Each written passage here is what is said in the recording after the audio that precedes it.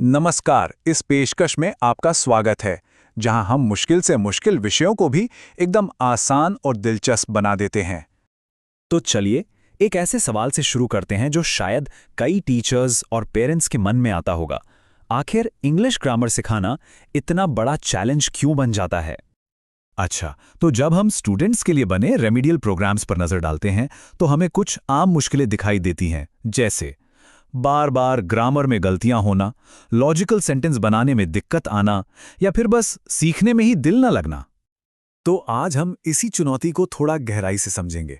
हम देखेंगे कि आखिर समस्या क्या है, फिर बात करेंगे एक नई स्ट्रैटेजी की, एक लेसन को कैसे स्ट्रक्चर किया जाए, कुछ विजुअल टूल्स के बारे में जानेंगे और आखिर में देखेंगे कि इन सबका असर भी होता है या नहीं। ठीक है, तो सबसे पहले बात करते हैं इस समस्या की जड़ की। देखिए, असल दिक्कत यह है कि ग्रामर के रूल्स अक्सर बहुत एब्स्ट्रैक्ट लगते हैं, मतलब किताबी से। स्टूडेंट्स उन्हें अपनी रोज की बोलचाल से जोड़ ही नहीं पाते और बस यहीं से निराशा और बोरियत शुरू हो जाती है। और यहीं पर एक बहुत जरूरी सवाल उठता है, क्या हम ग्रामर सिखाने की शुरुआत सही जगह से कर भी रहे हैं? यहाँ पर पारंपरिक तरीके और एक नए मेथड, जिसे प्रेपोजिशन फर्स्ट मेथड कहते हैं, के बीच का फर्क साफ दिखता है।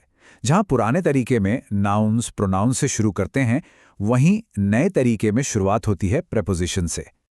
अब इसके पीछे का लॉजिक बहुत ही दिलचस्प है।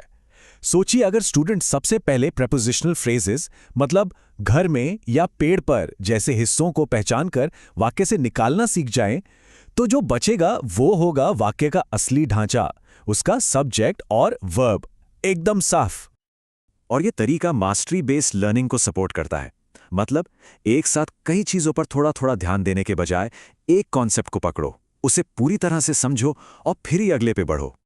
तो ठीक है, अब ये तो हुई अप्रोच की बात, पर इसे एक असल क्लासरूम लेसन में कैसे ढाला जाता है, चलिए देखते हैं। एक असरदार लेसन का एक साफ, बार बार दोहराया जा सकने वाला स्ट्रक्चर होता है। पहले एक छोटा सा वार्म अप, फिर नया कंसेप्ट सिखाया जाता है, उसके बाद टीचर के साथ प्रैक्टिस, फिर स्टूडेंट्स खुद प्रैक्टिस करते हैं और आखिर में एक छोटा सा इवैल्यूएशन। लेकिन यहां सबसे जरूरी बात यह है कि यह सिर्फ लेक्चर्स के बारे में नहीं है। असली कामयाबी तब मिलती है जब इसमें गेम्स और ग्रुप एक्टिविटीज जैसी चीजें शामिल की जाती हैं, मतलब लर्निंग को एक्टिव और हैंड्स ऑन बनाया जाता है। पर सवाल यह है कि इन एब्स्ट्रैक्ट कॉन्सेप्ट्स को स्टूडेंट्स के दिमाग में हमेशा के लिए कैसे बिठाया जाए। इसका जवाब है visuals, flow charts, diagrams, games, puzzles. ये सारी चीजें ग्रामर के मुश्किल नियमों को समझने और याद रखने में जबरदस्त मदद करती हैं। जैसे कि सेंटेंस डायग्रामिंग को ही ले लीजिए। ये असल में एक वाक्य का पूरा नक्शा बनाने जैसा है। इससे बिल्कुल साफ हो जाता है कि सब्जेक्ट क्या है, वर्ब कहाँ है और ऑब्जेक्ट कौन है, सब कुछ अपनी अपनी जगह पर।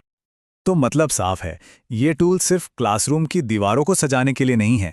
ये असल में सीखने की प्रक्रिया को एक्टिव बनाते हैं और जो कुछ भी सीखा गया है उसे दिमाग में लंबे समय तक बनाए रखने में मदद करते हैं। चलिए, अब आते हैं सबसे दिलचस्प हिस्से पर। क्या इन सब तरीकों का सच में कोई फायदा होता है? अच्छी बात यह है कि हमारे पास इसका डेटा भी है। ये देखिए, छठी क्लास के स्टूडेंट्स पर एक 6 हफ्ते का रेमेडियल प्रोग्राम चलाया गया और रिजल्ट्स कमाल के थे। उनके एवरेज टेस्ट स्कोर में एक जबरदस्त उछाल देखने को मिला। खास तौर पर अगर हम सिर्फ ग्रामर और कॉम्पोजिशन के स्कोर पर नजर डालें तो ये उछाल और भी साफ दिखाई देता है। प्री टेस्ट और पोस्ट टेस्ट के स्कोर में जमीन आसमान का फर्क है। और ये कहानी सिर्फ नंबरों तक ही सीमित नहीं है। स्टडी में एक बहुत ही अहम बदलाव नोट किया गया। स्टूडेंट्स अब पहले से कहीं ज्यादा कॉन्फिडेंट थे और इंग्लिश सीखने के लिए मोटिवेटेड भी। तो ये सब देखकर एक सवाल तो मन में आता ही है, क्या अब वक्त आ गया है कि हम ग्रामर सिखाने के पुराने नियमों को नए सिरे से लिखें?